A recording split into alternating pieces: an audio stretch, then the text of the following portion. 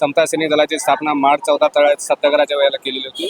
तेच हे समता सैनिक दल आहे, जे आता या 69व्या महापरिनिर्वाण दिनानिमित्त 4,500 अधिकारी आणि 11,000 सैनिक हे इथे तैनात केले, जे अख्ख्या महाराष्ट्रातून इथे निशुल्क सेवा देण्यासाठी येतात. ही जी मंडळी आली ही सगळे आपलेच आहेत, ते बाबासाहेबांना अभिवादन करण्यासाठी आलेत, ज्यांचा त्रास इतरांना होऊ नये आणि सगळी व्यवस्था सुरळीत पार पडावी म्हणून भारतीय बौद्ध महासभेने, ज्यांच्या अंतर्गत हे समता सैनिक दल चालतं, यांनी 11,000 सैनिक आणि 4,500 अधिकाऱ्यांची नियुक्ती इथे केलेली आहे. एकंदरीत हा सर्व मॉब पाहता, आता म्हणजे आपण आता लेटेस्ट एक उदाहरण पाहूयात. आता मॉब पाहता काही लोक इथं गात होते आणि गाता गाता त्याच्यावरून थोडंसं हे झालं आणि थोडं मिसकम्युनिकेशन होणार होतं, पण त्यात तुम्ही तो सावरलात आणि दोन्ही गटाला समजूत घालून मग परत कशा पद्धतीने यांना हँडल करावं लागतं काय सांगू? यांना प्रेमानेच बोलावं लागतं, पण कसं आहे ना, आता समाज माझाच आहे, मी समाजाचाच आहे, पण काही असतात की जे फक्त त्यांना जो दिवस असतो त्याचं महत्व कळत. 14 एप्रिलला तुम्ही बाबासाहेबांचा जन्म झाला, आनंदाचा दिवस होता, पण आज महापरिनिर्वाण दिन आहे, ते या जगातून निघून गेले, आपल्यातून गेले, तर हा दुःखाचा दिवस आहे. तर हा शांततेतच पार पडला पाहिजे, हीच आमची अपेक्षा असते. म्हणून आम्ही, तुम्ही बघितलं असेल की या पूर्ण परिसरामध्ये यावेळेस कॅसेट्स वाले जे विकणारे असतात, जे टेप लावतात, आवाज करतात, ते नाहीये, हॉकर्स नाहीये, कुठेच नाही ठेवलं का, तर